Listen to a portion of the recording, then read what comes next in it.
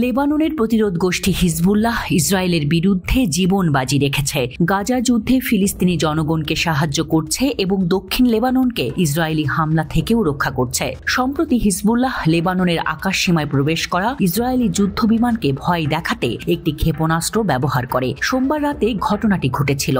যুদ্ধবিমানটি দ্রুত সরে যায় এবং ইসরায়েলে পালিয়ে যায়।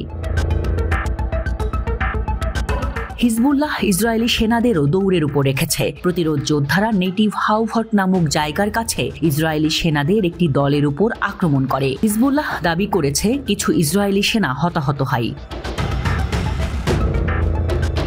হিজবুল্লাহ ইসরায়েলের হাইফা শহরের দিকে একটি ড্রোন, একটি ছোট উড়ন্ত মেশিন পাঠিয়েছে।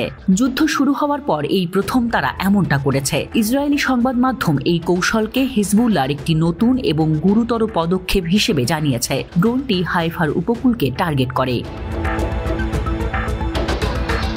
ইসরায়েলের গণমাধ্যমের খবরে হিজবুল্লাহর হামলার কথা বলা হয়েছে। প্রতিবেদনে বলা হয়েছে হিজবুল্লাহ এখন হাইফা এবং হাকরিয়ত সহ বিভিন্ন জায়গায় হামলা করছে।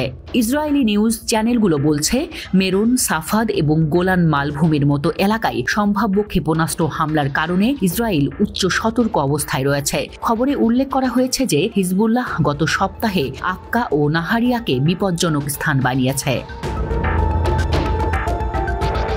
হিজবুল্লাহ ইসরায়েলি সেনা অবস্থানের বিরুদ্ধে 12টি হামলা করেছে। এর মধ্যে 7টি হামলা পূর্বাঞ্চলে এবং 5টি পশ্চিমাঞ্চলে। আরও একটি গুরুত্বপূর্ণ ঘটনা ঘটেছে। হিজবুল্লাহ একটি ইসরায়েলি ড্রোনকে গুলি করে ভূপাতিত করেছে। হারমিস 900 নামক এই ড্রোনটি খুবই মূল্যবান এবং লেবানন আক্রমণ করতে যাচ্ছিল। হিজবুল্লাহর আকাশ প্রতিরক্ষা ড্রোনটিকে আঘাত করেছিল এবং তারা পরে এটির একটি ভিডিও প্রকাশ করেছে।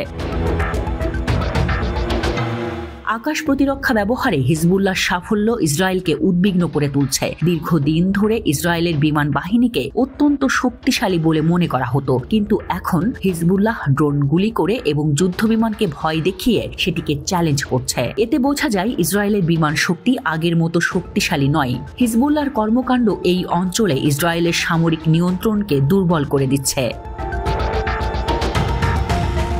একটি নতুন হামলায় হিজবুল্লাহ ইসরায়েল নিয়ন্ত্রিত গোলান হাইটসে অনেক ক্ষেপণাস্ত্র নিক্ষেপ করেছে। এই ক্ষেপণাস্ত্রগুলো বেশ কয়েকজন ইসরায়েলি সেনাকে আহত বা নিহত করেছে। গ্যালিলি এলাকায় অনেক বিস্ফোরণের শব্দ শোনা গেছে। কিছু ইসরায়েলি সংবাদে বলা হয়েছে যে লেবানন থেকে গোলানের দিকে প্রায় 40টি ক্ষেপণাস্ত্র নিক্ষেপ করা হয়েছে। ইসরায়েলি ম্যাগাজিন দ্য ইপোকের বিশ্বাস, হিজবুল্লাহর সাথে ইসরায়েলের পূর্ণমাত্রার যুদ্ধ শুরু হলে লেবাননের গ্রুপটি যুদ্ধের অন্তত প্রথম 10 দিন ইসরায়েলি ভূখণ্ডে প্রতিদিন গড়ে 3000টি রকেট উৎক্ষেপণ করতে পারে। যদি যুদ্ধ 2 মাস ধরে চলে তবে হিজবুল্লাহ সম্ভবত প্রতিদিন গড়ে 1000টি ক্ষেপণাস্ত্র ছুঁড়বে।